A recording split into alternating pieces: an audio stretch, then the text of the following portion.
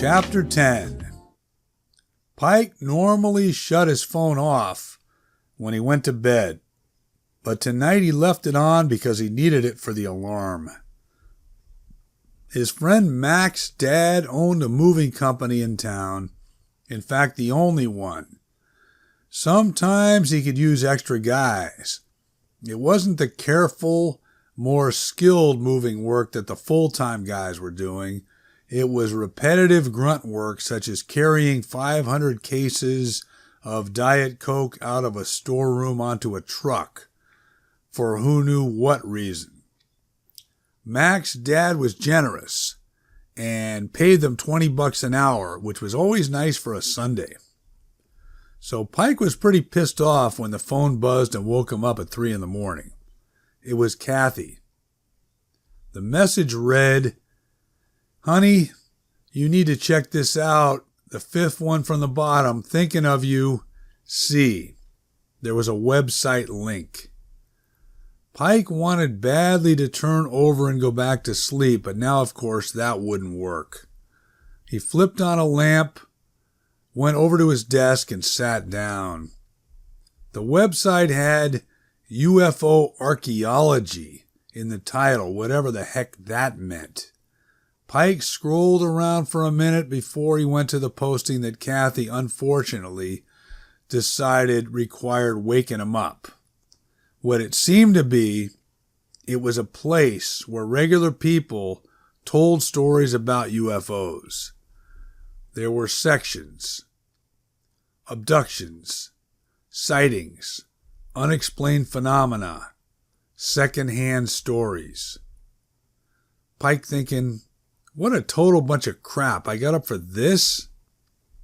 Out of obligation, he went to the page that Kathy sent him. It was under secondhand stories. Evidently, there wasn't much organization to the pages. People, all of them doofuses, Pike was pretty sure, wrote up their silly experiences, and they were posted in the order they came in, with the most recent one on top. That top one was a woman rambling on about how before her mother died, the mother tells her there was a UFO in the backyard. The woman goes back there and a patio chair is on its side that wasn't there yesterday, which confirms it. Jiminy Christmas. Pike scrolled to the fifth one from the bottom. He didn't know what to think after reading it the first time, so he read it twice more.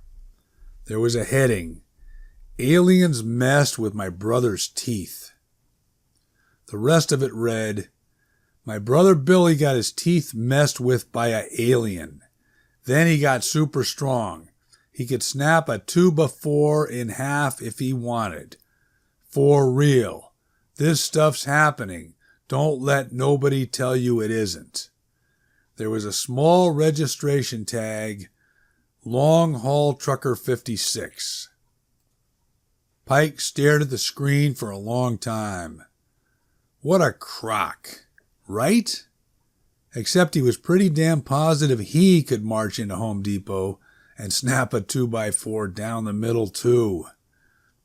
He texted Kathy and told her he read it. The whole thing sounded off the deep end, but just to satisfy her, he tried to message the long-haul trucker guy at some point. Kathy's text came right back. "I already have." Pike texted, "You serious?" "Not okay, crazy dude knows who you are." Kathy replied, "I don't care." Chapter 11.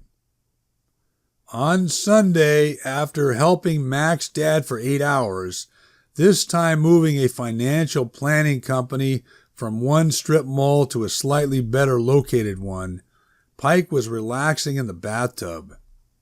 His mom knocked on the door. "PK, are you alive in there?" "Kathy's here."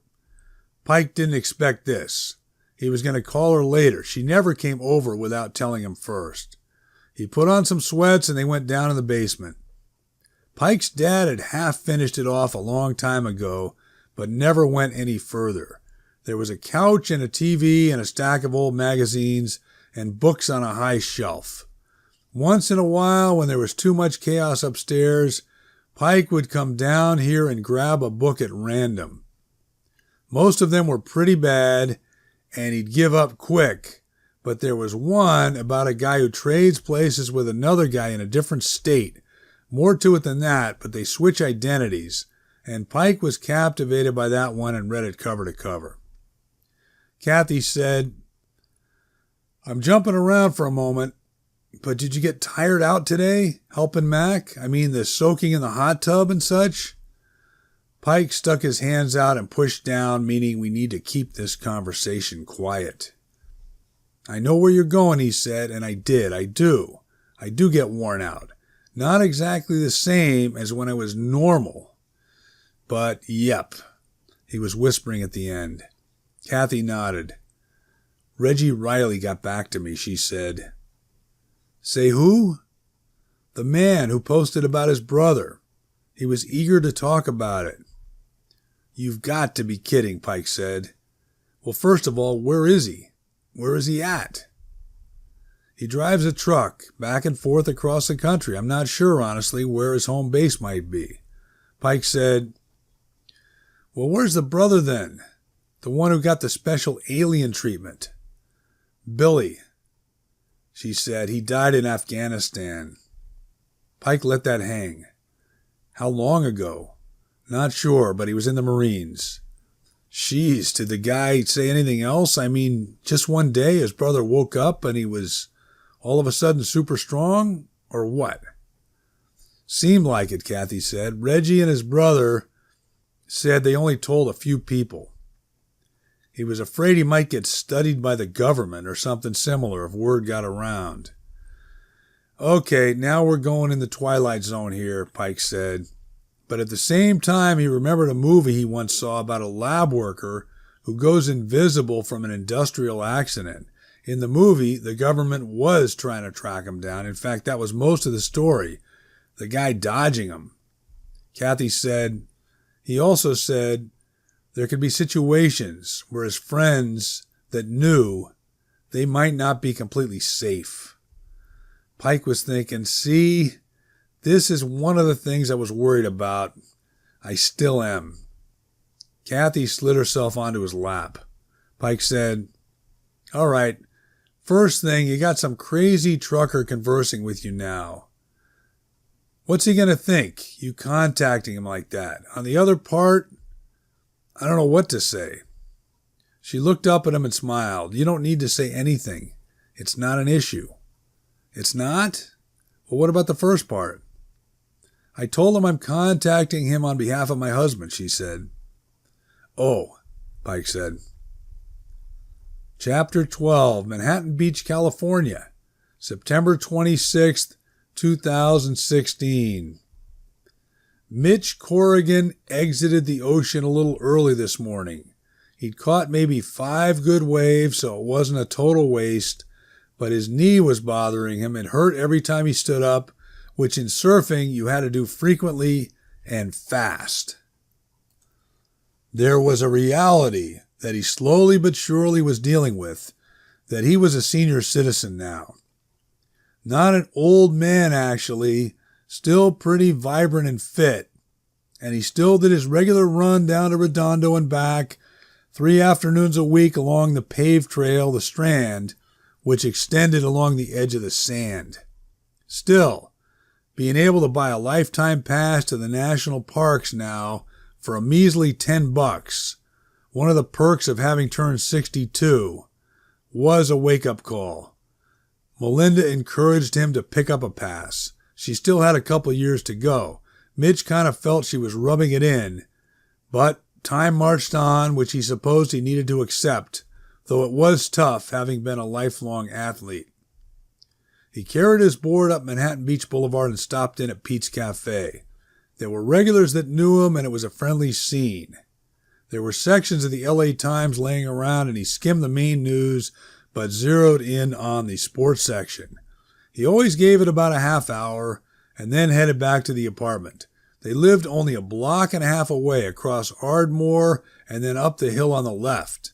It was a 1-bedroom, not much to it, kind of shabby, with plenty of street noise, but it was affordable in this insane South Bay housing market, and you could walk to the dang beach.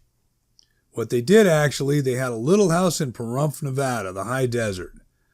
They got in at the right time, bought it for cash, and now rotated between there and the MB apartment, depending on weather, ocean conditions, and whatever other factors they liked to bring into it. Life was pretty good. Melinda had her friends and her set activities and a couple classes that she took, and his day was pretty much his. The one thing she nagged him about was his website. She contended that he was putting entirely too much time and energy into it, and that he should at least be getting paid something for his 7-day-a-week effort. It wasn't that they urgently needed the money, since they had enough retirement income to be comfortable, though they couldn't, of course, live it up like the Ritz. But for Melinda, it was the principle of the thing. The not getting paid part didn't bother Mitch at all. It had turned out to be one of the most rewarding things he'd done, and he poured himself into it every morning when he got back to the apartment. He'd seen a UFO, he was pretty damn sure, when he was 20 years old and had a summer job working in a medical lab in Reno, when one night they had him drive something to another lab in Las Vegas. Somewhere in between, on the old 2-lane US 95, he saw a glowing object hovering over the ridge to the east, maybe 10 miles away. He pulled over and fished out his camera to take a picture, but by the time he did all that, the thing was gone. For several years afterward, he didn't give it too much thought, even wondering if maybe his mind had played tricks on him. But then he started hearing rumors about a place called Area 51 and the weird things that might be going on there, and which was located in the vicinity of where he'd been driving through the Nevada high desert that night. And he became a UFO junkie. And it was no accident, really, that he convinced Melinda to buy the house in Pahrump, which didn't have a lot to recommend it except it was peaceful and right there on the edge of things. There were a ton of YouTube channels now that featured UFO videos, only a small portion of them real, Mitch decided, but a portion was good enough, and he enjoyed clicking around on the channels, and he had his favorites. But he liked the way his own site was set up and had no plans to change anything. A few basic categories was all you needed, and it was essentially a throw mud at the wall and let it stick approach. Readers often told him they liked the random format since you never knew what you were going to find on there at any given hour. People wrote in with their stories from around the world, or sometimes called in, and then Mitch would take notes and transcribe them.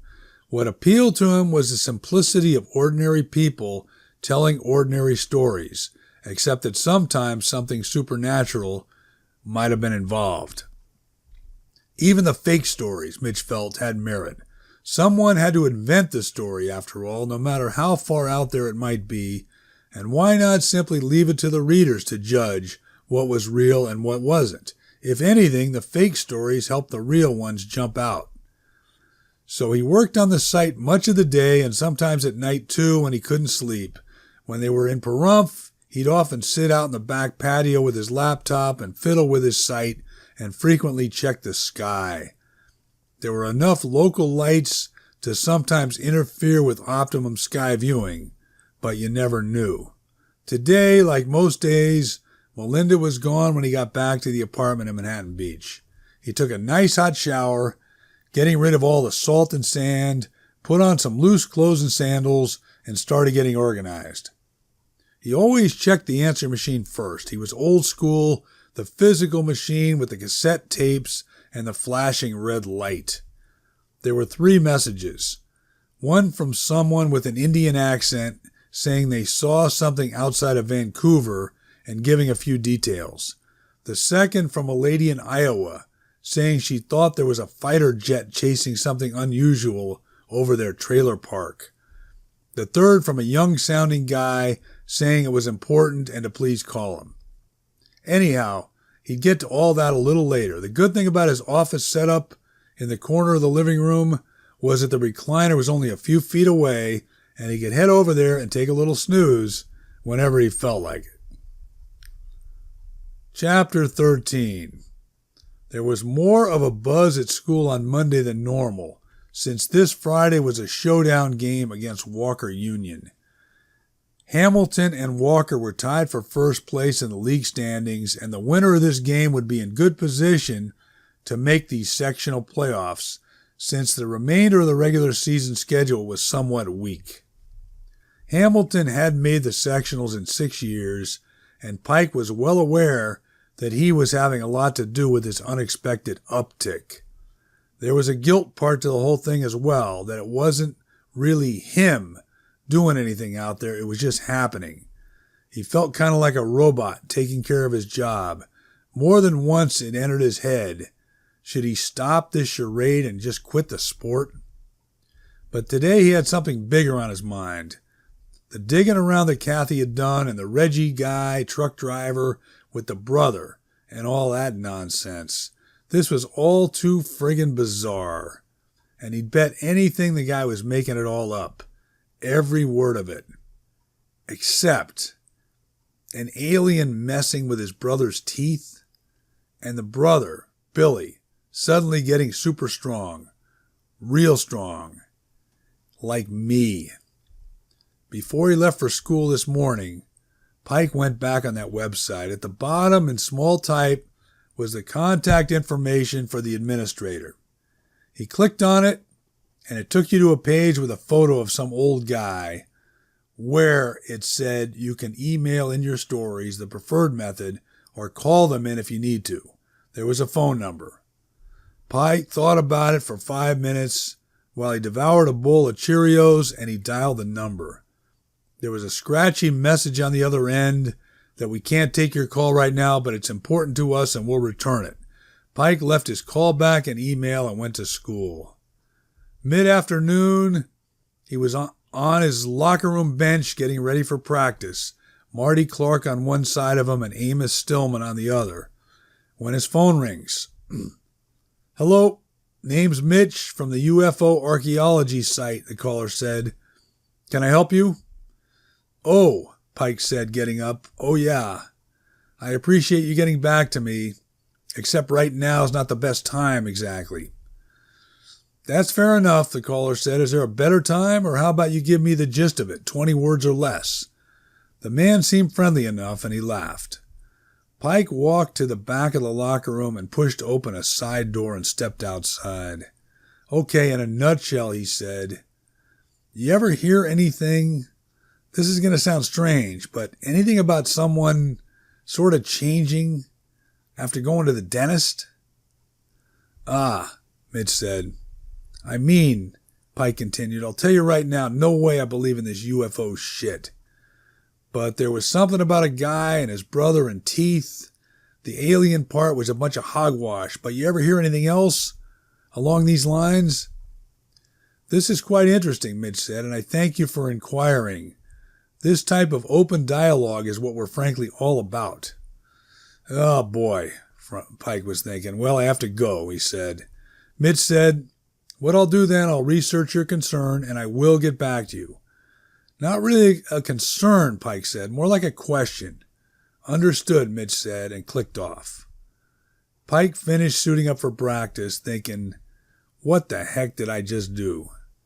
10 minutes later, they were on the field preparing for the Walker Union game, and at least for the time being, he was able to put the whole shebang on the back burner and have some fun. Driving home from practice, there was a Caltrans road crew working on a small patch of asphalt on Elm Street.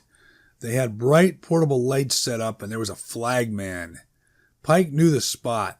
There was a nasty pothole there, and it had gotten worse the last couple days. He edged toward the flagman until he was next in line. There was another hard hat guy standing there with a clipboard behind and off to the left of the flagman, and meanwhile a 2-ton truck full of asphalt was backing up. Pike assumed the hard hat guy was aware of the truck, and he assumed the flagman was aware of the guy. But you never knew. Plus, he could see that the hard hat guy had earbuds on, and like an idiot, he was facing away from the truck, and he really might not know it was backing up toward him. Pike threw it into park and got out of the car, trying to keep it casual, but moving toward the guy, keeping an eye on the truck. The truck was putting out that steady beep, beep, beep that they make when they're in reverse. And Pike had to make a decision. Pike yelled to the hard hat guy, but the guy didn't react like he heard him. So with the truck 10 feet away, Pike scooped the guy up under the armpits and tried to gently sweep him outside the line of fire. Unfortunately, it didn't come out so gentle, and the hard hat guy went up in the air for a second and came down and skittered to a stop along the asphalt on the far side of the pothole. He got up slowly, tried to dust himself off. His work pants were torn through at the knees, and his palms were kind of cut up. "What the fuck?" he yelled at Pike. The flag man was helping the hard hat guy, and the driver stopped the truck and got out. Pike said, I'm sorry, sir. I just reacted. Didn't know if you were going to get run over there." The flag man was laughing. "He did get run over," the guy said. "You ran him over." The truck driver started laughing now, too, both of them with their shoulders wiggling up and down below their hard hats, which got Pike wanting to laugh himself, but he didn't. "Anyway," Pike said to the clipboard guy, hoping that was it and he could hightail it out of there. The dude was rolling his neck around like he was making sure everything still worked. "I'm okay," he said. "Oh, good," Pike said, and started getting back in the car. "Good throw, though," the flagman said, and he and the driver had another good laugh, and Pike drove off. Kathy came by after dinner, and they were up in Pike's room, supposedly doing homework together. Pike said, "Well, there was another Superman-type deal today. Not as important, maybe, as stopping that thief." "Ooh," Kathy said, "what now?" "I probably overreacted. I thought someone might get run over, and I sort of flung them out of the way." "You mean really flung them?" "I'm not sure. The man might realize later that it wasn't quite normal. Luckily, he was pretty mad, so that kind of overshadowed it." Kathy thought about it. "So, okay. You're doing good then, for the world. You should be proud." "Yeah, well, something tells me you're worried, just like me, that sooner or later, one of these do-goods, it'll get way out of hand." She didn't respond to that one way or the other. She said, "When I came in, your mom said for us to come down and get cookies when they came out of the oven. Should we?" "Well, to tell you the truth, I've been smelling them," Pike said. "Wouldn't be the worst thing." His phone rang. "Pike, Mitch Corrigan." "Oh, hi," Pike said. "I wanted to touch base, let you know I didn't forget about you. Nothing definitive yet." "Okay. Maybe don't worry about it actually then." "Whoa, are you sure?" Mitch said. "It's my pleasure. You're not putting me out if that's a concern." Pike was still picturing the dude from a few hours ago, taking his little ride airborne. He said, "Only reason I contacted you, a friend of mine, he got a new filling, then he felt sick the next day, then later he got stronger than normal, though probably he's just thinking that, since he's been lifting weights too." "I see," Mitch said. "Your friend, is he worried about anything?" "I haven't asked him lately," Pike said. "Hard to know, I guess." There was a silence. "Then tell your friend, please relax," Mitch said. His voice was kind. "We'll sort this out. Everything's going to be fine." "Okay," Pike said. "Where's your friend live, if you don't mind my asking? I see your area code. It looks like the Central Valley." "Right. He lives with me. I mean, my town, Beacon."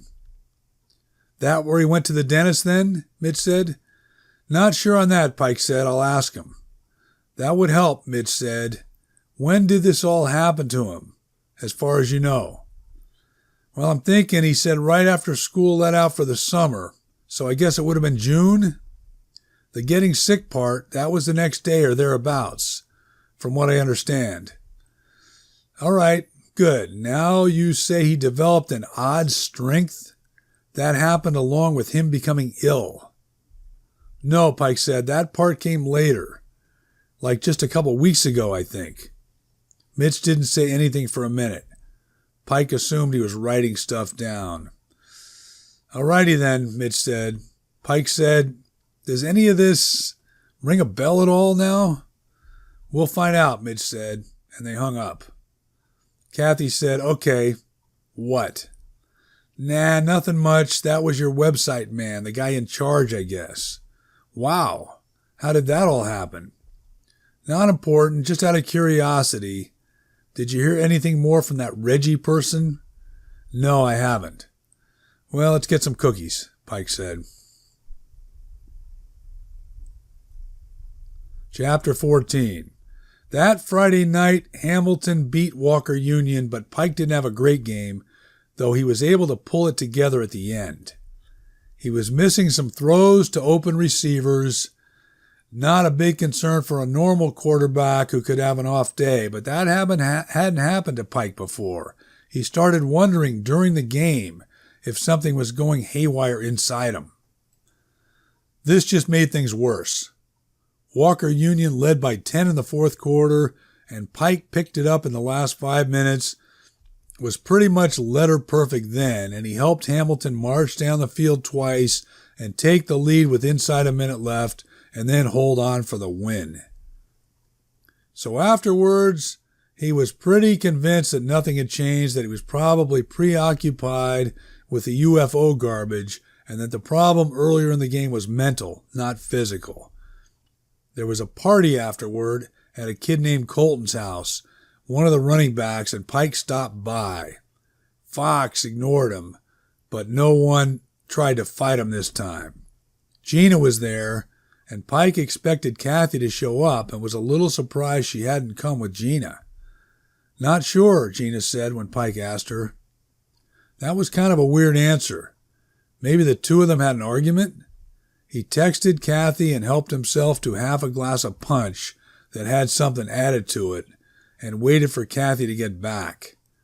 An hour went by and he didn't have a good feeling at all. He left the party and drove to her house. Her dad answered the door and said he'd go get her, and Kathy came outside and they took a walk down the driveway. She looked distraught. What the heck? Pike said. Babe, I'm sorry, she said. It's too much for me. You mean my thing? Yes. I thought I had it under control, but I can't handle it right now. Pike wasn't feeling too good and he sat down on the sidewalk. Kathy said, it's totally my fault is what it is. I'm obviously not a strong enough person. I've let this get to me. Pike's voice was weak. I get it, he said. It were me and this was reversed, I'd feel the same. You handled it darn well. No way was that all right for me to jam you with this burden. I'll still see you at school and stuff, she said. Sure, Pike said, but let's just cool the jets, right? That's what you're saying? Kathy put a hand on his cheek and nodded, and he watched her turn and go quickly up the driveway and disappear into the house. Chapter 15. When Pike got home, he made a beeline for his room and closed the door. He put his head in the pillow and let himself sob for a couple minutes. Now what? He turned on the computer. Maybe find a movie to take him the heck somewhere else. He had his friend Vaughn sign in info, which Vaughn had said use any time, but Pike never had until now, and he went on Netflix and started looking around. His mind was all over the place, none of it good. An email came in. The last thing he wanted to do was check it, but there was at least a chance it was from Kathy, wasn't there? It was from that guy Mitch. It read, have some information. That was it? What the heck? This is all he needed now. My girlfriend dumps me and some Looney Tune off the internet is teasing me with something out of a Martian comic book.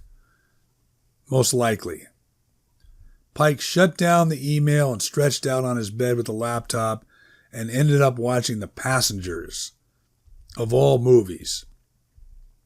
There's like a 99-year space voyage to another planet, and they hibernate everyone so they won't age. But something goes wrong and one guy wakes up. Basically, the movie is, should the dude wake up someone else so he has company, even though he'll be screwing them over? Pike decided when you allowed yourself to buy into this ridiculous setup, the movie wasn't bad, but you had to let go of what you knew was not realistic. Mrs. Hopper, his 10th grade English teacher, one of the few classes where he paid attention, called it, "You're suspending disbelief." This was when they were reading a science fiction story. A guy comes home from work and everything is reversed in his neighborhood. The story was pretty good. It kept you off balance. But like Mrs. Hopper said, you had to read it with a different type mind. Otherwise, you'd laugh out loud and toss the book in the garbage. It was going to be tough to sleep tonight. Pike put on some Dierks Bentley and lay there in the dark and did his best. He rarely drank coffee, but it smelled good this morning and he went downstairs. His dad was sitting at the table. "Just read the game story in the paper, PK. Way to go." "Thanks, Dad," Pike said, still glad his dad was as casual about the sports as he was.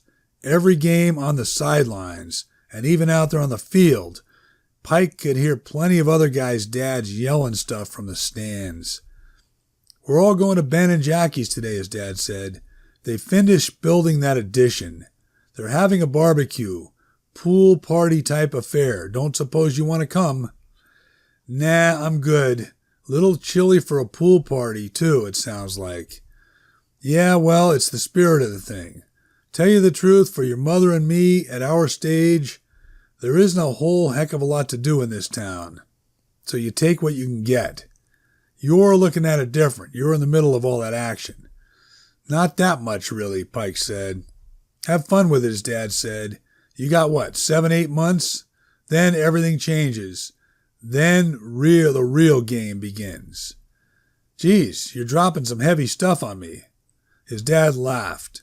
"Don't mean to be, but there's a reality. We all go through it. Anyhow, you got a terrific gal there in Kathy. Don't foul that up, and you'll be fine." He winked at Pike and headed out to the yard. Pike supposed he should get back to the Mitch guy. If he emailed him, that would be short and sweet. He could just say, "What do you got, please?" and forget about it until if and when Mitch spelled out something halfway concrete, and even then it likely wouldn't be worth paying attention to. But he went ahead and phoned him. "You just caught me," Mitch said. "I'm halfway out the door, on my way to the beach." "At 7:30 in the morning?" Pike said. "Absolutely. I surf, or at least the old man's version." "Whatever. You sent me a message?" "Yes. I want to talk to you. I can drive up there. It's only about 3 hours, depending on traffic." "You do? When?" "I can come this afternoon. The only thing I would ask, that we meet just the two of us." "So, whatever it is you want to tell me, that I can pass on to my friend, it's not for public consumption?" "Not really, no." Pike thought it over. "How about this? I come down there." "That's fine too," Mitch said. "Long as you're up for the drive." "I'm cool with it. I'll figure it out," Pike said. "Fine then. Like I said, the only thing, you want to be traveling solo." Mitch gave him basic directions to Manhattan Beach, told him where to park where he wouldn't get towed, and to meet him at the pier at the first bench on the left that overlooked the volleyball courts. When they hung up, the question popped up again. What did I just do? Chapter 16. Mitch wasn't kidding when he said 3 hours, give or take traffic. Everything was smooth until he got to around Santa Monica, and you'd think you were almost there, just a couple beach towns down now, but you started crawling then, and it didn't let up until you hit Sepulveda Boulevard. Pike parked in a neighborhood a half-mile from the beach where Mitch told him and walked into town. This was nice. Everyone casual, no one in a rush. Lots of sandals and board shorts. Girls in bikinis heading toward the beach. There was a competitive volleyball tournament going on in the sand, and there was a bench on the pier that overlooked it, right where Mitch said. Pike saw an old guy sitting there with a polo shirt and one of those straw hats with something wrapped around it like you see golfers wear. Before he could say anything from 10 feet away, the man said, "Pike, right?" The guy was pretty sharp. They shook hands and Pike sat down. It was early afternoon, late September, a gold medal day down here, and you could take it all in from up on the pier. There were surfers and boogie boarders and body surfers and a million people jogging and biking and having fun. Pike decided, honestly, how could it get much better than this? Let me guess what you're thinking, Mitch said. Well, I've been to Huntington a couple times, Pike said, and Santa Monica and Santa Barbara. But I don't know, this kind of beats them all. Mitch smiled, exactly why the wife and I hole up in this town. Pike said, I know. But what's something run you down here? People must need damn good jobs to afford it. You got that right. We have more or less a dive. But you don't have to be inside much if you don't want to. But that's not why you came down, though, to listen to me ramble. No, Pike said. Mitch clasped his fingers behind his head and took a look out toward the horizon. You got a friend, he said. Or is it you we're dealing with? Pike didn't have the energy to keep up the charade, and he didn't know this Mitch guy from anything, but he felt comfortable with him. Me, he said. Okay, then. I got nothing definitive, mind you, just a few dots that may be connecting themselves. Before you get going on that, Pike said, you got to be joking if you're going to be telling me I got suddenly strong because of an alien. Mitch said, before I got into this stuff, really dived into it when I started the website, I thought the same way as you. But there must be some reason you drove 4 hours today. Because I don't know what else to do, Pike said. Not a whole heck of a lot of options. It was one of the few times since it happened that he felt his emotions getting away from him. Mitch said quietly, do you want to tell me about it? Pike was weighing it, thinking, only Kathy knows so far. Is there any risk to telling this guy? Is he going to call the government and have them study me? His gut instinct was the man wanted to help him, nothing more complicated than that, and that went along with something Coach had been telling him too, that no matter what play they want you to run, sometimes you just have to go with your gut. What it was, Pike said, the first I knew of anything, I tackled a guy. Our first league game 3 weeks ago. Then later in the game, another guy. I shouldn't have been able to hurt him, but I did. Then the next day, I kind of experimented, and the game stuff, it wasn't a fluke. There have also been some incidents. What kind? Mitch said. I threw a guy in town like he was a loaf of bread. You're probably going to laugh, but I also picked up a car, at least the front end. I'm with you, Mitch said. How you feeling now, lately? Good, I mean not good, because I don't know what the fuck is going on. Sorry. Mitch tore open a little bag of peanuts, popped a handful in his mouth. See the gal in green, he said, nodding toward the volleyball court. She's on her way to UCLA, full ride. She's all conference, everything, at Mira Costa. Gee, when I was a sophomore, I think we actually played them, Pike said. I didn't make the trip, though. I was third string. So you doing any more damage out there on the field these last few weeks? Not that kind of damage. They took me off defense, stuck me at QB. Mitch took a minute, was scrolling around on his phone now, looking up games. Man alive, he said, you've been lighting it up. Yeah, it's kind of like I was telling my girlfriend. It feels sort of hollow. So she knows? How about your parents? No, just her, and we broke up. Okay now, Mitch said, I got one more question for you, kid. You hungry? Are you kidding? I'm starving, Pike said. Mitch got up and said he knew the right place, and they walked up a couple blocks to an old-time restaurant called the Kettle. Mitch said to get whatever he wanted, it was on him. Pike couldn't help notice the amazing girls down here. They were all over the place. God dang. Chapter 17. I played some ball myself, Mitch was saying. Pike was busy putting away the second of 2 club sandwiches.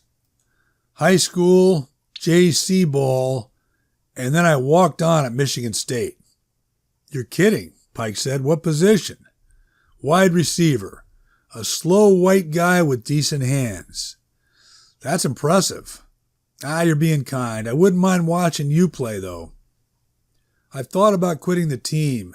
It's like I'm getting away with using that performance-enhancing shit that they're always banning guys for. Except mine is 100 times more potent. Don't do that. Don't quit, Mitch said.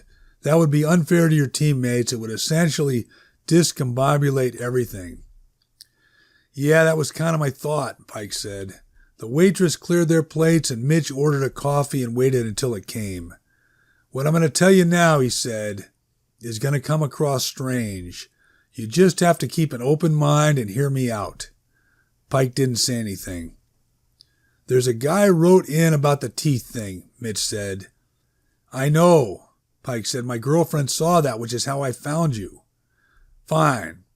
Last few days I've been scouring my database for anything similar. There have been a few. But first, you haven't gone into it yet. Who's your dentist? It wasn't my normal dentist. We were on a trip. My mom made me replace a filling that fell out. Interesting. On a trip where? The Southwest. So, a small-town dentist down there? Not really. Albuquerque. Big office. Part of a medical center deal. Let me ask you this, Mitch said. What kind of filling did you get? The old type that has mercury. My mom didn't like the idea, but the dentist said it would be stronger since it was a replacement. May I take a look? Mitch said. Why not? Pike said and opened his mouth. There was one amalgam filling, lower right. The rest of his teeth were white. Mitch was rubbing his forehead. What? Pike said. Now you're going to tell me the dentist was an alien and he implanted me one of those things from a sci-fi horror movie where some guy goes to the doctor and they take this little black rectangle out of his forearm. Implants, those are different, Mitch said. Not the same animal. Oh. No, Mitch said. Some of those they've sent to labs, and there's been documentation. They can't fully identify the chemical makeup based on our existing periodic table. Whatever. Total crap, Pike said. I would beg to differ with you there, Mitch said. But let's leave the implant angle alone right now. That's a whole nother area. You're starting to kill me here, Pike said. What's my angle then? Bottom line, I found 3 cases that could be similar to yours. All of them posted in the last 2 years. How similar? Pike said. I have requests into all 3, Mitch said. The first one, a man in Florida. The second, a lady in Utah. And the third, the recent posting that caught your girlfriend's eye. That guy, he died in Afghanistan, Pike said, or so the brother said. I didn't know that. Yeah, Kathy, my ex, she's been conversing with him. Mitch said. So if I could ask you, Pike, do you feel any pain? I've been through this a couple times, not as much as I should, but yeah. Well, on a scale of 1 to 10, 10 being what you used to feel, how would you rate now? A 2 or 3, he said. I bleed and shit. Again, not as much. Do you need as much sleep? Oh yeah, you're not kidding. I get just as tired as ever. Can you see better? I don't think so. Same thing with hearing and smelling, if that's where you're going. Is schoolwork any easier or possibly more difficult? Nah, Pike said. Same brain for better or worse. The only difference now if I headbutted someone, I might kill them. Mitch finished his coffee and cleared his throat.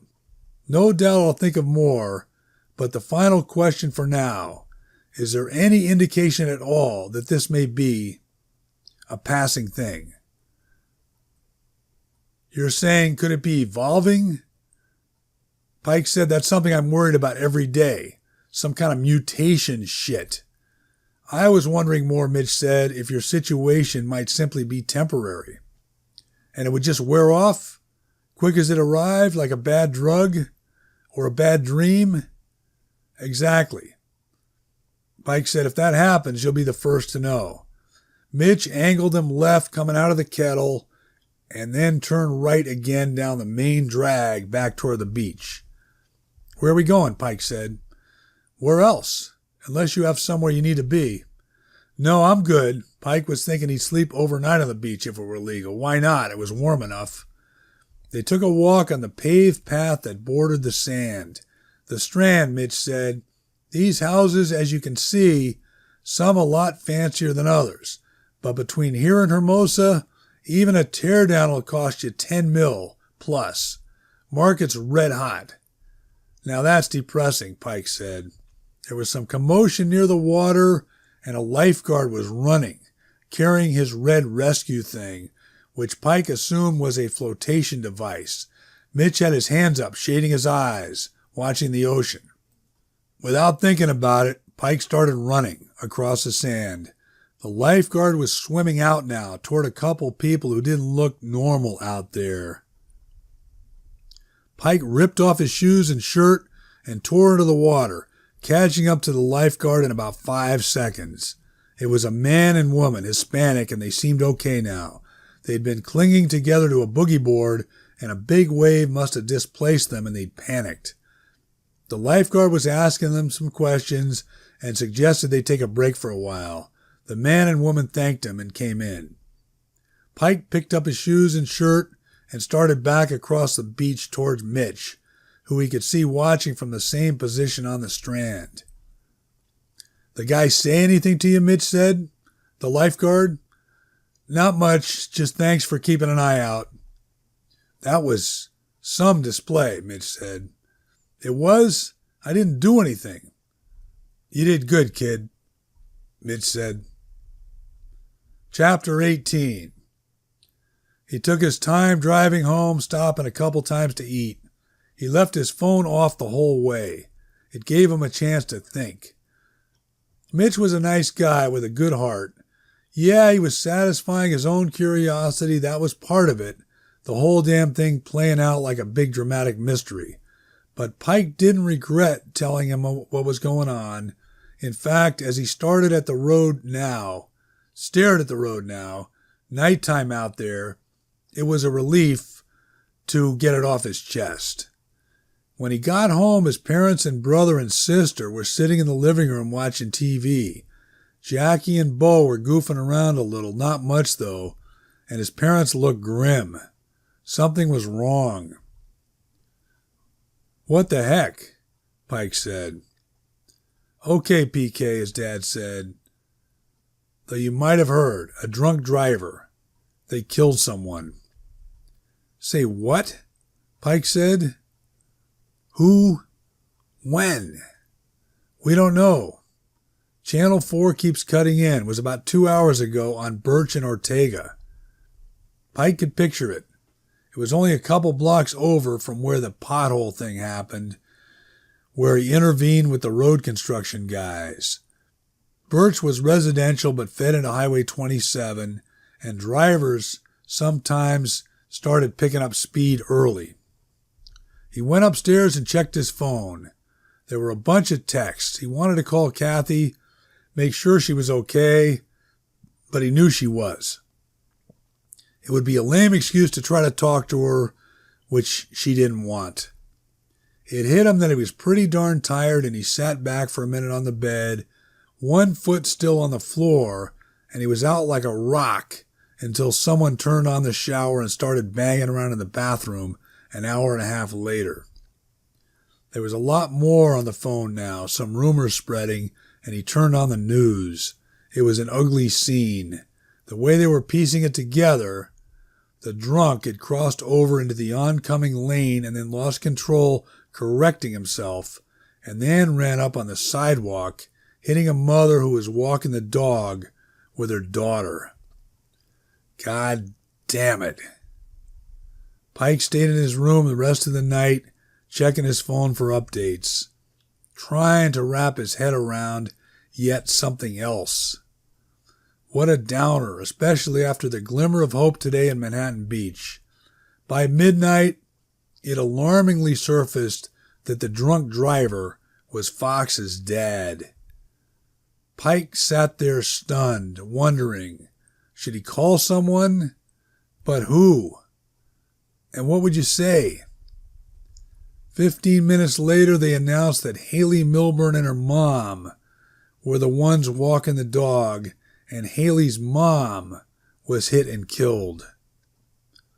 Pike felt a wave of emotions, the main one helplessness. Haley was the younger sister of Audrey Milburn, who'd been in his class all the way through since elementary school. Haley was a sophomore, sweet girl. He said hello to her sometimes when he'd see her in the hall. Audrey was a senior like him. Now they didn't have a mom. A whole mess of stuff continued running through his head at once. Fox wanted to beat him up that one time, and him feeling bad for the guy now, though that made no sense. Audrey most likely feeling that she'd been out having fun somewhere earlier tonight. Pike would see her at school again, but it would all be different from this point on, and poor Haley having to witness it, be part of it. Wait with your mom while the ambulance came. And the irony, the dog was fine, they announced. Pike let all this simmer for a while. He wouldn't be able to get any rest tonight. Part of him felt ashamed for dwelling so much on himself, except he knew it was unrealistic, that he could forget his own stupid situation and move on. But tonight he tried. Chapter 19. Sunday, people were solemnly stopping by the Milburn house, paying their respects to the dad and to Audrey and Haley. Pike thought he should stay away from that kind of thing, that Audrey had too much on her plate this soon, but by the afternoon he heard from a couple kids who did pay a visit, and it seemed the right thing to do. The Milburns were pretty well off and lived in a 3-story brick colonial on Ortega, 50 yards away from where it happened. The dad was holed up in the bedroom, and now and then someone would head up there. Audrey was in the living room, dressed nicely, some makeup, trying her best to smile and say thank you. Haley was in the kitchen, taking some frozen appetizers out of the oven. Pike started to say something to Audrey, but his vocal cords froze up, and all he could do was bend down and give her a hug. She felt warm, feverish. How could she not still be in a state of shock? Audrey was going out with Jack Hanamaker, a linebacker on the team, and it took a minute for Pike to notice Jack, sitting on a folding chair off to the side, looking down at his hands and uncomfortably rubbing them around. Pike stood there for 5 minutes, just as uncomfortable, and as he was leaving, Coach came in. Pike thinking this was odd. Was he apologizing on behalf of Fox and the team, or what? But then he realized Coach taught a freshman health class that was required unless you played a sport, which Audrey and Haley didn't, so he must have known them from that class. Coach was brief, and Pike left with him. All Coach said to him on the way out was, "We're off till Wednesday," meaning football practice. Pike didn't care for Fox, but a part of him wanted to reach out to the guy somehow, but that would probably be going too far. The halls were pin-drop quiet at school on Monday and not much different on Tuesday. There were announcements both days and brief assemblies. One of Pike's teachers, Mr. Kiley for math, asked if the class wanted to go ahead as usual or spend the hour discussing the tragedy. Pike was surprised that the class voted to continue with regular math. By Wednesday, things at Hamilton were pretty much back to normal. Practice was lively, probably because guys had built up energy with the days off. Friday night they'd be playing at Stevenson, a weak team they should dominate. Pike had a thought. Since they'd most likely be way ahead at halftime, he'd tell Coach his arm was bothering him, and that would let Fox come in and play the whole second half. Even if Coach knew Pike was jerking him around, he'd put Fox in anyway. But then after practice on Wednesday, Coach huddled everyone up and announced that Fox had quit the team. That night Mitch called. He was enthusiastic. "Hey, my friend, what's happening?" he said. Pike told him about the drunk driver mowing an adult down that he knew, and how in this little town most people have been affected by it in some way. Mitch said, "I apologize then. Exceedingly bad timing." No, Pike said. "One thing has nothing to do with the other. Is there anything?" "Well, there is a little bit in the way of an update.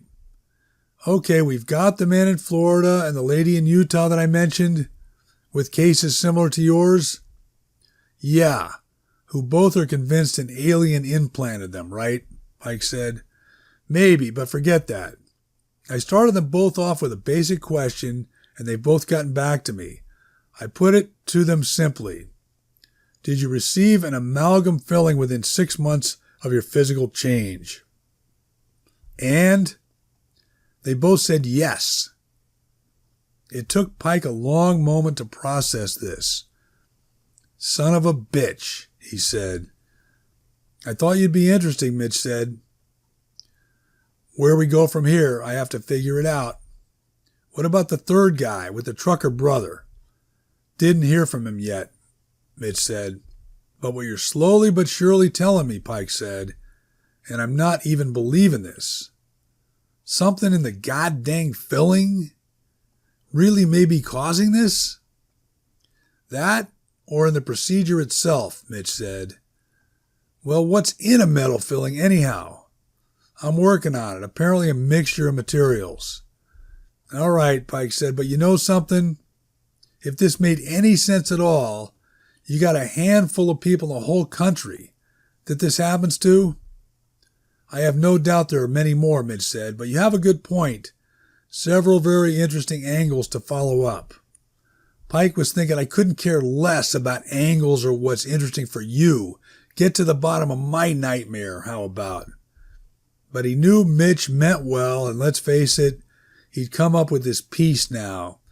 Pike was afraid to go so far as to call it concrete, but still it was something, and it wasn't like he had anything else jumping out at him. When he hung up with Mitch, he wondered if Kathy had heard anything more from Reggie Riley, but it would be way awkward to call her and ask. Chapter 20. Things turned even uglier in town on Thursday. Fox's dad spent a few days in jail and then got bailed out. What he should have done was go somewhere else, stay with a relative in another town, check into a motel a couple 100 miles away, something. Instead, he went right back home, and the impression you couldn't help getting was he was going about his business like nothing happened. Of course, he would have to contend with a trial coming up, and he'd probably be sent away to prison. But you never could tell for sure how these things might play out once the legal system got involved. Pike knew from watching enough TV that there were weird outcomes sometimes where murderers got away with it. Either way, today Mr. Fox was just a regular man living in town. He had a plumbing and heating business, and who knows, maybe he'd be back at work tomorrow installing a new hot water heater for someone. Haley and Audrey's dad, Mr. Milburn, was apparently thinking the same thing. Thursday afternoon around 4, a few hours after Mr. Fox got bailed out and was back home, Mr. Milburn rang the bell, and when Mr. Fox answered, he hit him over the head with a baseball bat. Luckily, Or maybe unluckily, the door frame caught some of the blow and blunted it, and although Mr. Fox went down, he wasn't out cold, and he was able to recover and scramble off down the hall. When Mr. Milburn followed him with the bat, Mrs. Fox appeared and let out a piercing scream that stopped him. Mr. Milburn sat on the front stoop and waited for the police, and they took him away. So on Thursday night, you had Fox's dad in the hospital, the same one where Pike visited that kid after the game, and you had Haley and Audrey's dad now under arrest. Pike couldn't help wondering, was there a way he could put whatever this power thing was to good use and cleanly kill off Mr. Fox? It was an insane thought. He considered himself a peaceful person, but a part of him wanted to finish the job for Mr. Milburn. Wasn't that a normal way to look at it? It had been a heck of a 7 days, what with Kathy breaking up on him, then pieces of bizarre information from Mitch, then the tragedy, and now the aftermath. Maybe because of all that, Pike let it loose Friday night at Stevenson. A light rain falling, very thin crowd. He threw for 5 TDs by halftime. His mechanics in sync, the ball going exactly where he wanted and was zip, and Hamilton stopped throwing in the second half and coasted to an easy win. He checked his phone on the team bus home, and there was a message from Mitch. He'd leave that alone tonight. He had worked up the guts to ask Elisa Giusti out tonight, and she said okay, and he was going to pick her up as soon as he got back. Nothing earth-shattering. He was thinking maybe a little late-night bowling would do the trick, and kind of let everything unwind.